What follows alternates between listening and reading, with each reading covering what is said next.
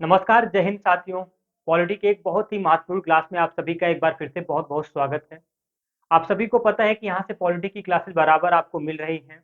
चाहे भारतीय संविधान सभा की कार्यप्रणाली की बात हो या भारतीय संविधान की जो संवैधानिक विकास होता है, भारतीय संविधान की विशेषताएँ हो गई या अनुसूचियाँ एवं भाग के ऊपर हो गई, ये सब क्लासेस को आप लोग यहाँ से देख चुके हैं। यहाँ से आपको एक अच्छी खासी क्लासेस मिल चुकी है, जो कि किसी भी एग्ज़ाम के लिए बहुत इम्पोर्टेंट होते हैं। आप सभी को पता है कि आजकल बहुत पेपर लीक चल रहे हैं, पेपर लीक के मुद्दे बहुत ही ज़्यादा चल रहे हैं। ऐसे में सरकार कुछ कर नहीं पा रही है। हर एग्ज़ाम का पेपर लीक होना एकदम तय हो चुका है, जैसे लगता है कि पहले से ही कि इसका एग्ज़ाम तो लीक होगा ही, पेपर लीक होगा ही। तो तैयारी कैसे थोड़ा-सा लेकिन ये है कि ज़्यादातर जो एग्ज़ाम्स हैं वो आपके ए टू जेड जितने भी एग्ज़ाम्स हैं आपके सारे के सारे अक्टूबर, नवंबर, दिसंबर के आस-पास आपको मिलते हुए दिख रहे हैं। ऐसे में जितने भी एग्ज़ाम रद्द हुए हैं, दोबारा से एग्ज़ाम होने हैं, सारे के सारे एग्ज़ाम आपके सामने आने वाले हैं। ऐसे में आप लोग अपनी तैयारी को थोड़ा ठीक-ठाक करना शुरू कर दीजिए। तो आज जो पॉलिटी की क्लास है, भारतीय संघ और उसका राज्य क्षेत्र, यानी पिछली क्लासेस में हम लोग जो भारतीय संविधान की अनुसूचियाँ एवं भाग के बारे में पढ़े थे, कि भारतीय संविधान में जो 22 भाग हैं और 12 अनुसूचियाँ हैं।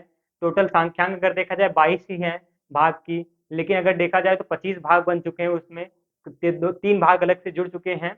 लेकिन हम लोग जो उसमें आगे उसके बाद की क्लास के बारे में बात किए थे कि अगली क्लास हम लोग का जो रहने वाला है भारतीय संघ और उसका राज्य क्षेत्र। आज हम लोग यहाँ से शुरुआत करने चल रहे हैं एक-एक अनुच्छेद को। अनुच्छेद 1 से स्टार्ट करना शुरू करेंगे और अनुच्छेद 395 तक हम लोग सारे अनुच्छेद को जो बहुत ही इम्पोर्टेंट हैं या थोड़े से भी इम्पोर्टेंट है उसको यहाँ से हम लोग देखते हुए चलेंगे और विधिवत उसकी तैयारी करते हुए चलेंगे। हालाँकि आज की क्लास जो रहेगी केवल भारतीय संघ और उसका राज्य क्षेत्र यानी अनुच्छेद 1 से 4 तक और साथ में राज्यों के पुनर्गठन को लेकर के हम लोग पूरा इस वीडियो में डिस्कस करेंगे और पूरी जानकारी प्राप्त करेंगे जो एग्ज़ाम के व्यू से इम्पोर्टेंट होते हैं। तो आइए सबसे पहले हम लोग शुरू करते हैं भारतीय संघ और उसका राज्य क्षेत्र। आप सभी को पता है कि भारत के संविधान के भाग 1 में भाग 1 में ये संघ और उसका राज्य क्षेत्र किस भाग में दिया गया है? भाग 1 में दिया गया है। भाग 1 में अनुच्छेद 1 से लेकर के 4 तक 1, 2, 3, 4 भाग 1 में अनुच्छेद 1 से 4 तक भारत संघ एवं इसके क्षेत्रों से संबंधित प्रावधान किए गए हैं। यानी भारत संघ क्या होता है? भारत संघ जो जितने भी राज्य हैं सबको मिलाकर के हम क्या कर बोलते हैं? भारत संघ। और उसकी भारतीय संघ के अधीन जितने भी राज्य हैं उनके हम राज्य क्षेत्र उसको बोलते हैं। यानी भारत संघ और इसके राज्य क्षेत्रों के बारे में जो प्रावधान किया गया है वो संविधान के भाग 1 में अनुच्छेद 1 से 4 तक किया गया है। तो अनुच्छेद 1 से हम लोग देखते हुए चलते हैं कि अनुच्छेद 1 क्या कहता है। हम लोग बराबर ये देखते हैं कि अनुच्छेद 1, 2, 3, 4 में बराबर कन्फ्यूजन हो जाता है, समझ नहीं पाते हैं कि उसमें कहना क्या चाह रहा है। लेकिन यहाँ से हम आज चीज़ें आप लोग को एकदम डाउट क्लियर हो जाएगा कि अनुच्छेद 1 क्या होता है, 2 क्या होता है, 3 क्या होता है और 4 क्या होता है। आइए देखते हैं पहला अनुच्छेद जो है वो ये कहता है कि इंडिया यानी भारत। अभी कुछ दिन पहले एक चीज को लेकर के राजनीतिक पार्टियों में एक वो चला था, तनातनी चला था कि इंडिया का नाम भारत कर दिया जाएगा। तो कुछ ने कहा कि इंडिया इंडिया ही है, उसको भारत करने की क्या जरूरत है। तो अनुच्छेद 1 में ये चीज आपको एकदम क्लियर दिखेगी कि अनुच्छेद 1 में कहा गया है, भारतीय संविधान में लिखा गया है कि इंडिया यानी भारत वो क्या होगा? भारत राज्यों का संघ होगा। यानी इंडिया यानी भारत राज्यों का संघ होगा। यानी छोटे-छोटे राज्य मिलके एक संघ बनाएँगे, जिसमें यानी संघ का नाम और राज्य क्षेत्र का जो वर्णन दिया गया है। अनुच्छेद 1 क्या कहता है? संघ का नाम संघ का नाम और राज्य क्षेत्र। संघ का नाम और राज्य क्षेत्र के बारे में जो जानकारी आपको मिलती है, वो अनुच्छेद 1 से मिलती है। संघ का नाम और राज्य क्षेत्र। संघ का नाम क्या है? इंडिया यानी भारत। अनुच्छेद 1 में क्लियर किया गया है, इंडिया यानी भारत जो भारतीय संघ का नाम होगा और इसके अंतर्गत जो राज्य है वो उसका वर्णन किसमें दिया गया, उसका प्रावधान किसमें दिया गया है? अनुच्छेद 1 में। यानी अनुच्छेद 1 के अनुसार भारतीय क्षेत्र को 3 श्रेणियों में बाँटा गया है। अनुच्छेद 1 के अनुसार भारतीय क्षेत्र को 3 श्रेणियों में बाँटा गया है। एक राज्यों के क्षेत्र हैं, यानी जिसे हम कहते हैं राज्य, एक राज्य होता है, दूसरा यूनियन टेरिटरीज़ होता है, केंद्र शासित प्रदेश। दूसरा क्या होता है? केंद्र शासित प्रदेश। केंद्र शासित प्रदेश और तीसरा होता है, तीसरा हम क्या कहेंगे? तीसरा कहेंगे कि मतलब ऐसे क्षेत्र जिन्हें किसी भी समय भारत सरकार द्वारा अधिग्रहित किया जा सकता है। ऐसे क्षेत्र जिन्हें किसी भी समय भारत सरकार द्वारा अधिग्रहित किया जा सकता है। उदाहरण के लिए आप लोग एग्जाम्पल ले सकते हैं पीओके। पीओके यानी पीओके को कभी भी भारत सरकार अपने में मिला सकती है, उसे अधिग्रहित कर सकती है। ऐसे क्षेत्र को हम क्या कहेंगे? मतलब ये जो भारत है, भारतीय संघ है, भारतीय संघ के अंतर्गत जो कहा जाता है भारतीय क्षेत्र को 3 श्रेणियों में बाँटा जा सकता है। पहला है राज्यों के क्षेत्र, दूसरा है केंद्र शासित प्रदेश यानी इसे हम संघ क्षेत्र बोलते हैं, और तीसरा ऐसे क्षेत्र जिन्हें भारत सरकार कभी भी अपने में अधिग्रहित कर सकती है। ठीक है, तो आशा करता हूँ कि जो पहला अनुच्छेद है जिसमें संघ का नाम और राज्य क्षेत्र के बारे में जानकारी दी गई है, आप लोगों को अच्छे से समझ में आया होगा कि अनुच्छेद एक कहता क्या है। यानी इंडिया यानी भारत वो क्या होगा, राज्यों का एक संघ होगा, राज्यों का एक संघ होगा। और उसके बाद अनुच्छेद 2 क्या कहता है, अनुच्छेद 2 कहता है कि भारत में नए राज्यों का प्रवेश या स्थापना, भारत में नए राज्यों का प्रवेश या स्थापना, नए राज्यों का प्रवेश या स्थापना, नए राज्यों का प्रवेश, नए राज्यों का प्रवेश या स्थापना, ये कहता है। अभी नए राज्यों का प्रवेश या स्थापना ये कहाँ से आएगा, यानी ये संसद को अधिकार दिया गया है, भारतीय संविधान में संसद को अधिकार दिया है कि भारतीय संघ में नए राज्यों को वो मिला सकती है, शामिल कर सकती है, और दूसरा नए राज्यों की स्थापना कर सकती है। अब भारतीय संघ में नए राज्य मिला सकती है, जैसे आपको उदाहरण के लिए बताऊं, सिक्किम, सिक्किम की बात करूं तो सिक्किम पहले एक समय में सिक्किम जो था वो अ, अ, भारत का एक शाही राज्य हुआ करता था, इस पे चौग्यालों का शासन हुआ करता था। बाद में इसे सिक्किम को भारत राज्य में मिलाया गया, इसे पूर्ण राज्य का दर्जा दिया गया। तो इस तरीके से जो नए राज्यों का प्रवेश या स्थापना होगा वो किसके अंतर्गत होगा, अनुच्छेद 2 के अंतर्गत होगा। यानी कहा जाए सिक्किम जो था वो 35वें संविधान संशोधन 1974 द्वारा भारत के सहायक राज्य का दर्जा दिया गया था। सिक्किम को 35वें संविधान संशोधन 1974 के द्वारा भारत के सहायक राज्य का दर्जा दिया गया था, लेकिन बाद में 36वें संविधान संशोधन 1975 में ही इसे भारतीय संघ में पूर्ण राज्य का दर्जा दिया गया। यानी जो क्षेत्र सिक्किम भारत में नहीं शामिल था, भारत से अलग एक राज्य हुआ करता था, उसको भारत में शामिल किया गया, किस अनुच्छेद के तहत, अनुच्छेद 2 के तहत। ठीक है, इस चीज को आप लोग क्लियर हो गया होगा कि यानी भारतीय संघ में जितने राज्य हैं, प्रेजेंट टाइम पे जो राज्य हैं, उसके अलावा अगर किसी राज्य को जीत कर या किसी राज्य को समझौते के तहत दूसरे देशों से इस तरीके से अगर उसको मिलाया जाता है, जनमत संग्रह के द्वारा मिलाया जाता है, तो किस अनुच्छेद के तहत भारतीय संघ में मिलाया जा सकता है, अनुच्छेद 2 के तहत। तो आशा करता हूँ ये चीजें भी आप लोगों को क्लियर हो गया होगा। यानी अनुच्छेद 2 जो कहता है, अनुच्छेद 2 यह कहता है कि उन राज्यों को जो भारतीय संघ के हिस्से नहीं है, उन राज्यों को जो भारतीय संघ के हिस्से नहीं है, उसके प्रवेश एवं गठन से संबंधित है अनुच्छेद 2। ठीक है, अब हम लोग बात करते हैं अनुच्छेद 3। अनुच्छेद 3 क्या कहता है, अनुच्छेद 3 क्या कहता है, भारतीय संघ के नए राज्यों, भारतीय संघ के मतलब नए राज्यों का निर्माण या वर्तमान राज्यों में परिवर्तन से संबंधित है। यानी भारतीय संविधान, भारतीय संघ के अंतर्गत जो वर्तमान राज्य हैं, उन्हीं में से नए राज्यों का निर्माण करना, उन्हीं में से नए राज्यों का निर्माण करना या वर्तमान राज्यों में परिवर्तन से संबंधित है। यानी इसको कहा जाता है नए राज्यों का निर्माण, नए राज्यों का निर्माण, नए राज्यों का निर्माण, नए राज्यों का निर्माण करना। ठीक है, नए राज्यों का निर्माण, एक तरीके से कहा है वर्तमान राज्यों में परिवर्तन, नए राज्यों का निर्माण या परिवर्तन अगर कहा दिया जाए। देखिए इन दोनों में क्या फर्क है, इसमें नए राज्यों का प्रवेश है, इसमें है नए राज्यों का निर्माण। लेकिन ये भारतीय संघ से अलग जो जो प्रेजेंट टाइम में जो भारतीय संघ में शामिल है, उसमें अलग कोई अगर भारतीय संघ में कोई नया राज्य जोड़ा जाता है तो अनुच्छेद 2 के तहत। लेकिन जो भारतीय संघ में प्रेजेंट टाइम पे राज्य हैं, उनमें से ही किसी राज्य को काट पीट करके छोटा बड़ा करना या उसके नाम बदलना, इसमें आप यहाँ पे और भी लिख सकते हैं परिवर्तन या नाम बदलना, ये सब किस अनुच्छेद के तहत होगा, अनुच्छेद 3 के तहत होगा, अनुच्छेद 3 के तहत हो सकता है। यानी जो भारत के प्रेजेंट राज्य हैं, उनमें से ही काट पीट करके उनकी सीमाओं को छोटा करना या उनके नाम बदलना, इस तरीके से किसी राज्य के क्षेत्र को बढ़ाना या कम करना, किसी राज्य का नाम बदलना। ठीक है, यानी प्रदेशों को अलग करके एक नया राज्य बनाना ही किस अनुच्छेद के अंतर्गत आएगा, अनुच्छेद 3 के अंतर्गत आएगा। यानी संसद बिना राज्यों की अनुमति के भारत के राजनीतिक मानचित्र का पुनर्निर्धारण कर सकती है। इस चीज को आप लोग ध्यान दीजिएगा। ये सारे के सारे अधिकार अनुच्छेद 1 से लेकर के 3 तक ये संसद को ये शक्ति दी गई है, संसद को शक्ति दी गई है। इसमें राज्यों का बहुत हस्तक्षेप नहीं होगा, राज्यों से विचार विमर्श कर सकता है संसद, लेकिन राज्यों की बातों को, राज्य सरकार की बातों को मानने के लिए संसद दिवस नहीं होगा। संसद को अब एक अधिकार दिया गया है, किसी भी राज्य को आप छोटा बड़ा कर सकते हैं। ठीक है, लेकिन अमेरिका में देखा जाए, अमेरिका में भारत का उल्टा है, यानी अमेरिका में इसका सेम टू सेम उल्टा है। अमेरिका में जो राज्य हैं, जो सब अमेरिकी संघ के अंतर्गत जो राज्य हैं वो अपने आप में स्वतंत्र हैं, वो अपने आप में स्वतंत्र हैं। लेकिन भारत में जो राज्य हैं वो अपने आप में स्वतंत्र नहीं है, संसद जब चाहे उसमें प्रावधान करके उसका खंडन कर सकती है। ठीक है, और अनुच्छेद 4 क्या होता है? अनुच्छेद 4 क्या होता है? अनुच्छेद 4 जो होता है वो अनुच्छेद 2 और 3 के तहत जो प्रावधान बनाएगी संसद, यानी जो कानून अनुच्छेद 2 और 3 के तहत संसद लेके आएगी, उन कानूनों को अनुच्छेद 368 के तहत भारतीय संविधान में संशोधन के रूप में नहीं माना जाएगा।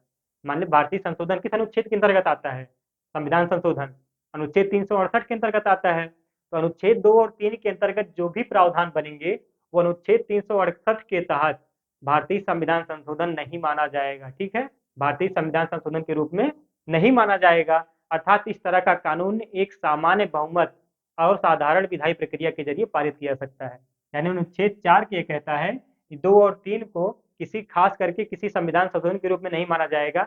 एक नॉर्मल साधारण कोई साधारण बहुमत के तहत या सामान्य प्रक्रिया के तहत इसको क्या कर सकता है संसद? ये राज्यों के क्षेत्रों के नाम, नए प्रदेश की स्थापना, परिवर्तन ये सब कर सकती है। ये अनुच्छेद 4 कहता है। अब हम लोग पढ़े थे अनुच्छेद 3 में नए राज्यों का प्रवेश, ये नए राज्यों का निर्माण या नाम परिवर्तन। ठीक है, तो हम लोग यहाँ पे हेडिंग डाले हैं राज्यों का पुनर्गठन। अनुच्छेद 3 के तहत जो राज्यों का पुनर्गठन हुआ है और अनुच्छेद 2 और 3 के तहत, उसके बारे में हम लोग राज्यों के पुनर्गठन के बारे में थोड़ा सा यहाँ से जानकारी लेंगे, क्योंकि बहुत इंपॉर्टेंट बनता है चीजें, यहाँ से बार बार एग्जाम में पूछा जाता है। तो आशा करता हूँ यहाँ तक चीजें आपको समझ में आई होगी। अनुच्छेद 1 से लेकर 4 तक। अनुच्छेद 1 ये कहता है कि संघ का नाम और भारत राज्य क्षेत्र आय रहेगा, मतलब प्रावधान किया गया है। अनुच्छेद 3 संसद को यह अधिकार देता है कि भारत संघ में नए राज्यों को शामिल कर सकता है या नए राज्यों की स्थापना कर सकता है। जबकि अनुच्छेद 3 क्या कहता है कि भारतीय संघ के नए राज्यों का निर्माण या वर्तमान राज्यों में परिवर्तन से संबंधित है। ठीक है, ये अनुच्छेद 3 कहता है। यानी भारतीय संघ के राज्यों के पुनर्सीमन की व्यवस्था कौन करता है? भारतीय संघ के जो राज्यों के पुनर्सीमन की व्यवस्था करता है वो अनुच्छेद 3 करता है। इस चीज को आप लोग नोट करिएगा। यानी अनुच्छेद 3 ये कहता है कि प्रदेशों को अलग करके, यानी जो वर्तमान प्रदेश हैं उनको अलग करके एक नया राज्य बना सकता है और राज्यों को क्षेत्र को बढ़ाया कम कर सकता है या उस राज्य के नाम को बदल सकता है। ये अनुच्छेद 3 के तहत होता है। और अनुच्छेद 4 जो कहता है वो ये कहता है कि अनुच्छेद 2 और 3 के तहत जो भी प्रावधान संसद बनाएगी वो अनुच्छेद 368 के तहत संशोधन नहीं माना जाएगा। वो साधारण बहुमत या सामान्य बहुमत या साधारण विधायी प्रक्रिया के जरिए पारित किया जा सकता है। ठीक है, अब हम लोग पढ़ते हैं राज्यों के पुनर्गठन के बारे में। कब कब राज्यों का, कौन कौन से राज्यों का पुनर्गठन कब कब हुआ और किस आधार पे हुआ, इन सब चीजों को हम लोग थोड़ा सा यहाँ पे जानकारी लेते हैं। ठीक है, राज्यों का पुनर्गठन। आइए देखते हैं सबसे पहले राज्यों के पुनर्गठन के बारे में, यानी केंद्र शासित प्रदेश और राज्यों का जो उद्भव हुआ वो किस रूप में हुआ। सबसे पहले हम लोग पढ़ेंगे इसमें धर आयोग के बारे में। सबसे पहला चीज क्या पढ़ेंगे? धर आयोग। आप सभी को पता होगा कि राज्यों के पुनर्गठन के लिए एक आयोग गठित किया गया था, धर आयोग। इसके अध्यक्ष कौन थे? इसके अध्यक्ष थे एस के धर। एस के धर, एस के धर मतलब राज्यों के पुनर्गठन आयोग के लिए एक आयोग गठित किया गया था। और कब ये गठित किया गया था? 17 जून 1948 को। यानी जून 1948 में एक आयोग गठित किया गया था। आजादी के बाद मतलब राज्यों के पुनर्गठन के लिए कुछ तनातनी चली कि किस तरीके किस आधार पर राज्यों का पुनर्गठन होगा। इसके लिए थोड़ा सा बहस चला। देश के विभिन्न भागों से, विशेष रूप से दक्षिण से, यह मांग उठने लगी कि राज्यों का भाषा के आधार पर पुनर्गठन हो, राज्यों का भाषा के आधार पर पुनर्गठन हो। और 17 जून 1948 को एस के धर आयोग गठित किया गया था। और ये किसने गठित किया था? उस समय के जो राष्ट्रपति थे, पहले राष्ट्रपति डॉक्टर राजेंद्र प्रसाद ने, उन्होंने इस आयोग को गठित किया था जून 1948 में। और भाषाई प्रांत आयोग के लिए एक सभा की स्थापना की थी। यानी ये आयोग जो था वो भाषाई प्रांत आयोग के लिए एक सभा की स्थापना की गई थी, जिसके अध्यक्ष कौन थे? एस के धर थे। और इन्होंने दिसंबर 1948 में, जून 1948 में इन्होंने समिति बनाई गई थी और दिसंबर 1948 में इन्होंने अपनी एक रिपोर्ट प्रस्तुत की। दिसंबर 1948 में अपनी रिपोर्ट प्रस्तुत की और रिपोर्ट में ये कहा कि राज्यों का पुनर्गठन भाषाई कारक के बजाय प्रशासनिक सुविधा के आधार पर होना चाहिए। यानी जो देश के तमाम जगहों से ये आवाजें उठ रही थी कि राज्यों का पुनर्गठन हो और भाषा के आधार पर हो, भाषाई आधार पर हो, इसके लिए समिति बैठाई गई थी। लेकिन इस समिति ने ये रिपोर्ट प्रस्तुत किया कि भाषा जो राज्यों का पुनर्गठन होगा वो भाषा के आधार पर नहीं, प्रशासनिक सुविधा के आधार पर होना चाहिए। और इससे अत्यधिक हस्तक्षेप फैल गया। मतलब भाषाई आधार पर नहीं, ये प्रशासनिक सुविधा के आधार पर बोले हैं। प्रशासनिक सुविधा के आधार पर, प्रशासनिक सुविधा के आधार पर राज्यों का पुनर्गठन बोले हैं। भाषाई आधार को इन्होंने खारिज कर दिया। भाषाई आधार को इन्होंने क्या कर दिया? भाषाई आधार पर राज्यों के पुनर्गठन को इन्होंने खारिज करके प्रशासनिक सुविधा के आधार पर राज्यों के पुनर्गठन को सबसे अहम माना। लेकिन इसका एक इससे अत्यधिक असंतोष फैल गया देश में, बहुत जगह, देश तमाम जगहों में, खास करके साउथ इंडिया में। और इससे क्या हो गया, एक दूसरी समिति बनाई गई जिसका नाम क्या रखा गया? JBP समिति। JBP समिति। JBP समिति क्या होता है? जे से जवाहरलाल नेहरू, बी से वल्लभ भाई पटेल और पी से पट्टाभी सीतारमैया। यानी जवाहरलाल नेहरू, सरदार वल्लभ भाई पटेल और पट्टाभी सीतारमैया, इनमें 3 सदस्य थे। JBP, जवाहरलाल नेहरू, वल्लभ भाई पटेल, पट्टाभी सीतारमैया। और इसको कब बनाया गया? इसको भी बनाया गया था दिसंबर 1948 में ही। दिसंबर 1948 में जब धर आयोग का ये एक रिपोर्ट आया, इसको एक पूर्ण रूप से खारिज कर दिया गया क्योंकि देश में जगह जगह विरोध होने लगा। तो दिसंबर 1948 में ही ये समिति बनाई गई, JBP समिति। एक दूसरी समिति बनाई गई और अप्रैल 1949 में इन्होंने अपनी रिपोर्ट प्रस्तुत की। अप्रैल 1949 में इन्होंने अपनी रिपोर्ट प्रस्तुत की, जवाहरलाल नेहरू, वल्लभ भाई पटेल और पट्टाभी सीतारमैया ने। और रिपोर्ट में इन्होंने फिर से वही चीजें कही और फिर से इन्होंने चीजें क्या की कि भाषा के आधार पर राज्यों के पुनर्गठन को औपचारिक रूप से खारिज कर दिया। मतलब इन्होंने जो भाषा के आधार पर, जो देश में तमाम जगह विरोध चल रहा था कि भाषा के आधार पर राज्यों का पुनर्गठन होना चाहिए, क्योंकि ये लोग क्या चाहते थे? ये लोग चाहते थे कि भारत एक पूर्ण रूप से यूनाइट रहे, अलग अलग भाषा ना हो, अलग अलग चीजें ना हो, देश एकता के बंधन में बंधा रहे। लेकिन जगह जगह इसका विरोध होने लगा। कुछ लोग चाहते कि हमारी जो मातृभाषा है, हमारे भाषा, उससे के आधार पर हमारे राज्यों का पुनर्गठन हो। तो इसके लिए इन्होंने क्या किया? भाषा के आधार पर इन्होंने, भाषाई आधार को एक बार फिर से इन्होंने क्या कर दिया कि समिति ने खारिज कर दिया। और इसी के बाद एक बहुत बड़ा विरोध फिर से चालू हो गया कि क्योंकि लोगों के बातों को ये मानने के लिए तैयार नहीं, समितियां तैयार नहीं हो रही थी। और आंध्र प्रदेश का गठन, इसी सिलसिले में आंध्र प्रदेश का गठन हो जाता है। आंध्र प्रदेश का गठन, भाषाई आधार पर आंध्र प्रदेश का गठन भारी विरोध के रूप को देखते हुए अक्टूबर 1953 में, कब? अक्टूबर 1953 में भाषाई आधार पर पुनर्गठित होने वाला पहला राज्य कौन सा बना था? आंध्र प्रदेश। कभी कभी नहीं, एग्जाम में हमेशा पूछा जाता है कि सबसे पहला भाषाई आधार पर गठित राज्य कौन सा था? तो आंध्र प्रदेश था। कब गठित किया गया था? 1953 में। और वो भी क्यों गठित किया गया? क्योंकि बहुत विरोध के चलते कई एक लोग जो साउथ इंडिया में एक व्यक्ति थे, 56 दिन की भूख हड़ताल के बाद उनकी मृत्यु हो गई थी। और उनका नाम क्या था? उनका नाम था potty Sriramulu. Potty Sriramulu. Potty Sriramulu इनका नाम था। पोट्टी श्रीरामुलु। इनका 56 दिन के भूख हड़ताल के बाद मृत्यु हो गई थी। 56 दिन की भूख हड़ताल के बाद मृत्यु हो गई थी, जिसको देखते हुए आंध्र प्रदेश राज्य का गठन किया गया था भाषाई आधार पर, और अक्टूबर 1953 ईस्वी में। ठीक है, इस बात को आप लोग ध्यान दीजिएगा। और इसका गठन कब किया गया था? मद्रास के तेलुगु भाषी क्षेत्र से अलग करके, मद्रास के तेलुगु भाषी क्षेत्र को अलग करके आंध्र प्रदेश का गठन किया गया था। ठीक है, इसके बाद एक और गठन आता है, फजल अली आयोग। क्योंकि ये जो समिति थी, ये अपने सही रूप से ये चल नहीं पाई, इसका पूर्ण रूप से विरोध हुआ। इसके बाद फजल अली आयोग आया, ये मोस्ट इंपॉर्टेंट है, फजल अली आयोग। ये आयोग बहुत सोच विचार के बाद, फजल अली आयोग का गठन कब किया गया था? तो दिसंबर 1953 में किया गया था। इस आयोग का गठन कब किया गया था? दिसंबर 1953 में। दिसंबर 1953 में इसका गठन किया गया था। यानी अक्टूबर में आंध्र प्रदेश का भाषाई आधार पर गठन हुआ था और दिसंबर 1953 में फजल अली आयोग का गठन किया गया। और इसके अध्यक्ष कौन थे? इसके अध्यक्ष फजल अली ही थे। अध्यक्ष कौन थे? फजल अली। जबकि 2 अन्य सदस्य थे, एक KM पडिक्कर थे और एक HN कुंजरू, HN कुंजरू और एक KM पडिक्कर। 3 सदस्य थे। फजल अली के अलावा 2 थे, एक KM पडिक्कर और एक HN कुंजरू। 2 नाम आप लोग याद रखिएगा।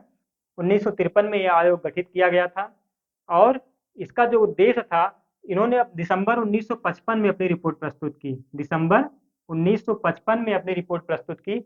यानी अगर देखा जाए, दिसंबर नहीं, सितंबर 1955 में अगर देखा जाए, करीब करीब 2 साल बाद इन्होंने अपनी रिपोर्ट प्रस्तुत की थी इस आधार पर। ठीक है, और यह रिपोर्ट ने प्रस्तुत किए बताया कि राज्यों का जो पुनर्गठन है वो भाषाई आधार पर होना चाहिए, भाषाई आधार पर होना चाहिए। इन्होंने इस बात को मान लिया कि भाषाई आधार पर राज्यों का पुनर्गठन होना चाहिए, लेकिन इन्होंने एक शर्त रखी कि भाषाई आधार पर राज्यों का गठन को तो हम मान रहे हैं कि भाषाई आधार पर राज्यों का गठन होना चाहिए, लेकिन एक राज्य और एक भाषा के सिद्धांत को इन्होंने कि एक राज्य के लिए एक राज्य और एक भाषा के सिद्धांत को इसने क्या कर दिया, खारिज कर दिया कि एक राज्य एक भाषा नहीं हो सकती।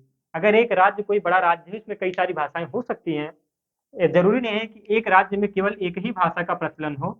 यानी कुल मिला के इन्होंने क्या किया, देश की एकता पर क्या किया, बल दिया थोड़ा बहुत कहीं ना कहीं से। और जो भारतीय क्षेत्र थे, जो भारतीय राज्य थे, 4 वर्गों में विभक्त थे, का खा गा घा, उसको उन्होंने क्या कर दिया, समाप्त कर दिया और कहा कि सभी राज्यों को एक ही वर्ग में रखा जाए, किसी राज्य को अलग से प्रायोरिटी ना दी जाए और सबको सामान्य रूप से लेके चला जाए। ये यानी प्रशासनिक एवं विधायी प्रक्रिया को इन्होंने ज्यादा महत्व दिया और भाषाई आधार पर इन्होंने राज्यों के पुनर्गठन को बनाने की सहमति दे दी थी। ठीक है, और इसी के परिणाम स्वरूप 1 नवंबर 1956 को 1 नवंबर 1956 को यानी सितंबर 1955 के बाद लगभग एक साल बाद 1 नवंबर 1956 को भाषाई आधार पर 14 राज्य और 6 केंद्र शासित प्रदेश का गठन किया गया। 14 राज्य और 6 केंद्र शासित प्रदेश का गठन किया गया था। 6 केंद्र शासित प्रदेशों का गठन इस फजल अली आयोग की रिपोर्ट के आधार पर 14 राज्य और 6 केंद्र शासित प्रदेशों का गठन किया गया था।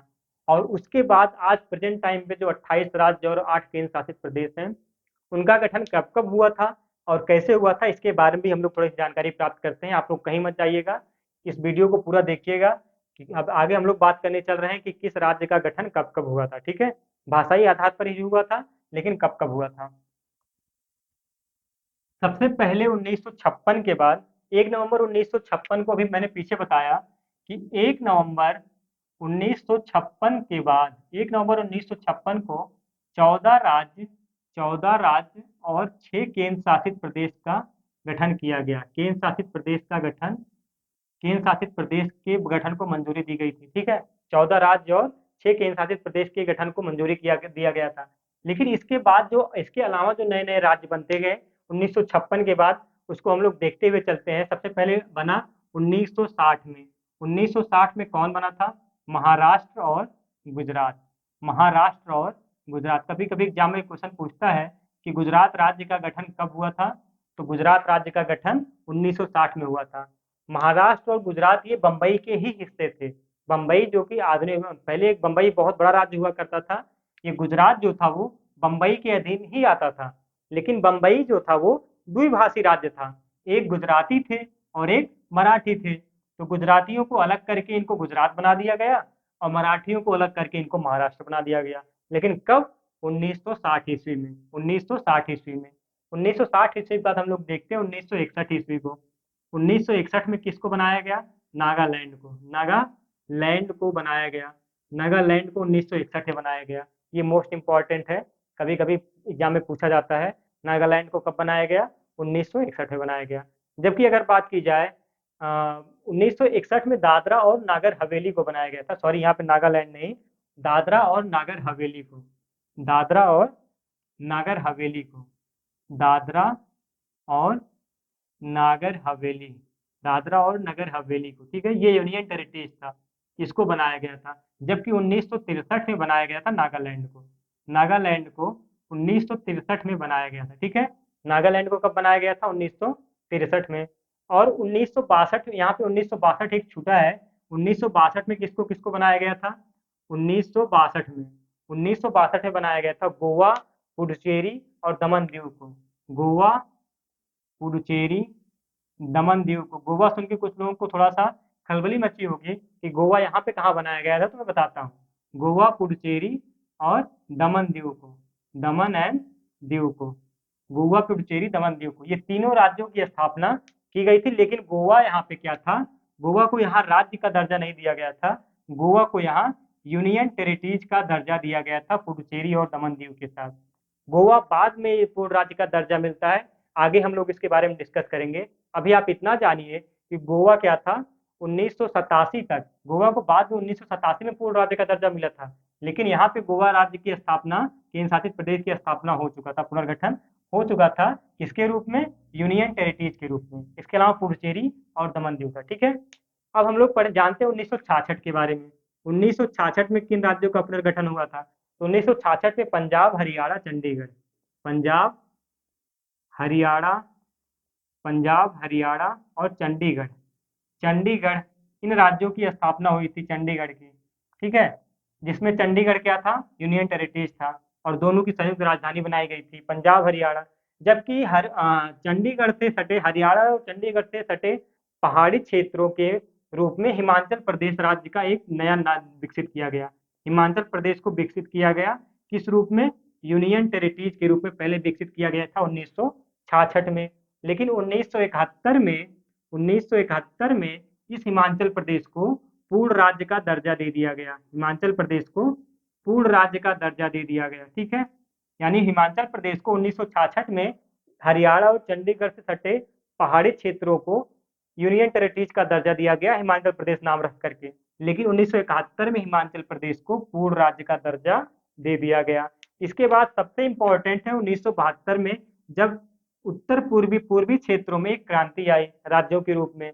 क्योंकि 1972 में मणिपुर मणिपुर मेघालय मणिपुर, मेघालय और त्रिपुरा राज्यों का पुनर्गठन हुआ। मणिपुर, मेघालय और त्रिपुरा राज्यों का पुनर्गठन होता है। और मिजोरम और आंध्र प्रदेश के रूप में और आ, मिजोरम और अरुणाचल प्रदेश के रूप में, आंध्र प्रदेश नहीं, मिजोरम और अरुणाचल प्रदेश के रूप में दो यूनियन टेरिटरीज की स्थापना हुई, ठीक है। दो यूनियन टेरिटरीज की स्थापना हुई। लेकिन मिजोरम और अरुणाचल प्रदेश को बाद में इसका दर्जा दे दिया जाता है, इसको इस पूर्ण राज्य का दर्जा दे दिया जाता है। 1972 में मणिपुर, मेघालय और त्रिपुरा तीन राज्यों को पूर्ण राज्य का दर्जा दिया गया था। इस चीज को आप लोग ध्यान दीजिएगा। जबकि 1975 की बात की जाए, सिक्किम के बारे में मैंने आप सभी को बताया। 1975 में सिक्किम को पूर्ण राज्य का दर्जा दिया गया था। 1975 में 1973 तक सिक्किम जो था वो एक शाही राज्य था। यहाँ पर चोग्याल वंश का शासन था। किसका शासन था? चोग्याल वंश का शासन था। लेकिन 36वें संविधान संशोधन 1975 के द्वारा सिक्किम को पूर्ण राज्य का दर्जा दिया गया और भारत संघ में शामिल कर लिया गया सिक्किम को, ठीक है। कब किया गया था? 36वें संविधान संशोधन 1975 के द्वारा। इसके बाद अगर बात की जाए 1987 की बात आती है, गोवा, मिजोरम और अरुणाचल प्रदेश। 1987 की बात करें, देखिए यहाँ पे मिजोरम है, यहाँ पे अरुणाचल प्रदेश है। ये यूनियन टेरिटरीज बन गए थे कब? 1972 में। लेकिन 1987 में मिजोरम, अरुणाचल प्रदेश अरुणाचल प्रदेश मिजोरम, अरुणाचल प्रदेश और यहाँ पे मैंने पढ़ा था गोवा, 1962 में यूनियन टेरिटरीज बनी थी गोवा। इन तीनों को क्या किया गया? इन तीनों यूनियन टेरिटरीज को पूर्ण राज्य का दर्जा दिया गया 1987 में, ठीक है। इसके बाद हम लोग देखते हैं सन 2000 की बात। सन 2000 की बात देखते हैं कि 2000 में किन किन राज्यों का पुनर्गठन किया गया। 2000 में छत्तीसगढ़, उत्तराखंड और झारखंड। छत्तीसगढ़ छत्तीसगढ़ उत्तराखंड उत्तराखंड और झारखंड, ये तीन राज्यों की स्थापना कब किया गया था? सन 2000 में। पहला जो था वो 1 नवंबर, फिर 9 नवंबर। छत्तीसगढ़ को 1 नवंबर को स्थापित किया गया था, उत्तराखंड को 9 नवंबर को और झारखंड को 15 नवंबर को स्थापित किया गया था। झारखंड को 15 नवंबर को इसका पुनर्गठन किया गया था, 15 नवंबर को। तीनों का डेट याद करिएगा, 1 नवंबर 2000, 9 नवंबर 2000 और 15 नवंबर 2000 को किससे काट करके अलग किया गया था? किन राज्यों से? तो मध्य प्रदेश, उत्तर प्रदेश और बिहार। मध्य प्रदेश, उत्तर प्रदेश और बिहार राज्यों से काटकर छत्तीसगढ़, उत्तराखंड और झारखंड बनाए गए थे, ठीक है। और ये छत्तीसगढ़ 26वां राज्य बना था, उत्तराखंड 27वां बना था और झारखंड 28वां राज्य के रूप में बना था। 26वें, 27वें, 28वें राज्य के रूप में छत्तीसगढ़, उत्तराखंड और झारखंड बना था। कब? 2000, सन 2000 ईस्वी को, ठीक है। इसके बाद हम लोग बात करते हैं 2014 की। 2014 की थोड़ा सा स्पेस कम पड़ रहा है, इसे मिक्सिंग हो जा रहा है, तो आप लोग जो पहले पढ़ाया गया उसको ध्यान दीजिएगा। यहाँ पे 2014 में किसकी स्थापना की गई थी? तेलंगाना तेलंगाना तेलंगाना की स्थापना 2 जून 2014 को किया गया था। 2 जून 2014 को किया गया था। और किससे काट करके? तो आंध्र प्रदेश राज्य के एक हिस्से को काट करके बनाया गया था। आंध्र प्रदेश राज्य के भूभाग को काट करके ये तेलंगाना बनाया गया था, किसको काट करके? आंध्र प्रदेश को काट करके तेलंगाना राज्य बनाया गया था 2 जून 2014 को। इसके बाद एक मोस्ट इम्पॉर्टेंट है 2019 की बात, जो आप लोग जानते होंगे। 2019 में किन राज्यों की यूनियन टेरिटरी की स्थापना हुई थी? जम्मू कश्मीर, जम्मू एंड कश्मीर, और दूसरा लद्दाख। 2 यूनियन टेरिटरीज की स्थापना की गई थी अनुच्छेद 371 के तहत। इस चीज़ को आप लोग जानते होंगे। तो इतनी चीज़ें इंपॉर्टेंट थी। आप लोग डेट सारे याद करिएगा। डेट बहुत ज़्यादा इंपॉर्टेंट हो जाती है, किसी भी एग्जाम के लिए बार-बार पूछा जाता है। तो भारतीय संघ और उसके राज्य क्षेत्रों के बारे में हम लोगों ने यहाँ से जो जानकारी प्राप्त की, वो बहुत ही इंपॉर्टेंट थी। किसी भी एग्जाम में कहीं से भी क्वेश्चन उठा लिए जाते हैं। अनुच्छेद 1 क्या कहता है, अनुच्छेद 2 क्या कहता है, अनुच्छेद 3 क्या कहता है, अनुच्छेद 4 क्या है। उसके बाद राज्यों के पुनर्गठन के बारे में, धर आयोग क्या है, जेबीपी समिति क्या है, फजल अली आयोग क्या है, कब-कब आए थे, इसके सदस्य कौन-कौन थे, इनके विचार क्या थे, इनकी रिपोर्ट में जो प्रस्तुत किया गया था रिपोर्ट रिपोर्ट क्या कहता है। इन सब चीज़ों के बारे में जो क्वेश्चन पूछे जाते हैं बराबर एग्जाम में, वो आपको बहुत तंग करते हैं, आपको बराबर कन्फ्यूजन देते रहते हैं। लेकिन यहाँ से क्लास लेने के बाद आप लोगों को कन्फ्यूजन दूर हुआ होगा। आप लोग एक बार में क्लास अगर समझ में नहीं आया होगा, तो 2 बार देखिएगा, 2 बार 3 बार में आप लोगों को एकदम ए टू जेड रट जाएगा, आपको कभी भूलेगा नहीं। इतना आपको ये इस क्लास से समझ में आ गया होगा। तो आशा करता हूँ यहाँ से चीज़ें आप लोगों को समझ में आई होगी। साथियों, अगर ये क्लासेज़ अगर आपको समझ में आ रही हैं, तो आप लोग अपना रिस्पॉन्स थोड़ा बहुत देते रहिए, देते रहा करिए। उससे हमको भी थोड़ा मोटिवेशन मिलता रहेगा, और मैं आपको ऐसे वीडियोज़ आपको बराबर देता रहूँगा। हालाँकि पॉलिटी की क्लासेज़ आपको धीरे-धीरे यहाँ से सारी क्लासेज़ बराबर मिलती रहेंगी। बस आप लोग लाइक और सब्सक्राइब करते रहिए, और साथ में फ्रेंड्स और यारों दोस्तों के साथ थोड़ा-सा शेयर करते रहिए, ताकि मुझे भी थोड़ा-थोड़ा मोटिवेशन मिलता रहे। आप लोगों का बहुत-बहुत शुक्रिया, बहुत-बहुत धन्यवाद। मिलते हैं अगली क्लास में। अगली क्लास में हम लोग पढ़ेंगे नागरिकता को, और नागरिकता के ऊपर एक अच्छी क्लास ली जाएगी, जिससे आप लोगों को पूरी तैयारी हो जाए। बहुत-बहुत शुक्रिया।